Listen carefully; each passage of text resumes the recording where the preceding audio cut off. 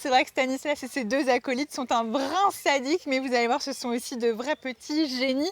On vous accuse de sadisme parce que vous leur avez fait passer un sale quart d'heure à vos plantes, là, ici, dans ce jardin. Oui, tout à fait, dans le sens où ici nous sommes en face d'une flore d'ombre, de milieu forestier qu'on a placé en plein soleil. Ah, pas Voilà. sympa. Non, c'est pas très sympa. Et pourquoi vous avez fait ça? Alors on a fait ça parce que on a essayé de répondre à la problématique, à la question du biomimétisme à travers la problématique du réchauffement climatique et du dérèglement climatique. D'accord. Donc on a essayé de recréer un milieu tempéré à l'aide de nos structures ici présentes que vous pouvez voir, qui viennent s'inspirer en quelque sorte du zèbre. D'accord. Voilà. Alors, c'est vrai que ce lieu s'appelle le Jardin Zèbre. Qu'est-ce qui incarne le zèbre ici? Pourquoi, en fait, on l'a appelé comme ça? Alors on l'a appelé comme ça dans le sens où on a créé une seconde peau. C'est cette seconde peau qui vient justement permettre à nos plantes d'ombre de pouvoir vivre en plein soleil et de supporter les grosses canicules dont on est le plus souvent soumis.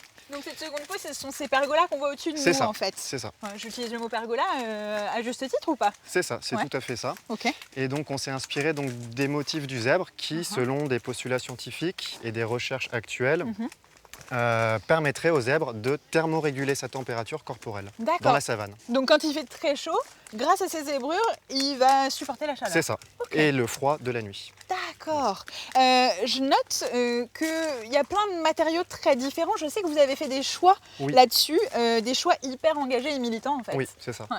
Alors dans notre collaboration, à tous les trois, donc Étienne, Lorient et moi-même, on aime choisir donc, des matériaux de réemploi, donc, comme on peut trouver sur ce sol ici. Oui.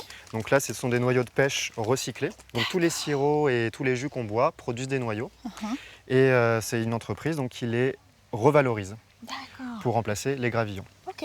Ce qui nous entoure aussi, ça c'est quoi? Alors ça, c'est du châtaignier. Donc, c'est les châtaigniers qui viennent de nos forêts françaises. Le sol est constitué de BRF, donc c'est du bois raméal fragmenté. Donc c'est tout ce qui est broyé autour, qui est réutilisé au niveau du sol. Et je crois qu'en fait, vous avez voulu faire un jardin simple, mais vous Oui. avez surtout voulu vous amuser. Oui, c'est ça. Ouais. On aime vraiment faire des choses assez simples, assez directes, surtout pour un festival qui est assez momentané en quelque sorte. Donc c'est plutôt une installation. Et quand on se retrouve tous les trois, ben, c'est vraiment pour s'amuser. Voilà.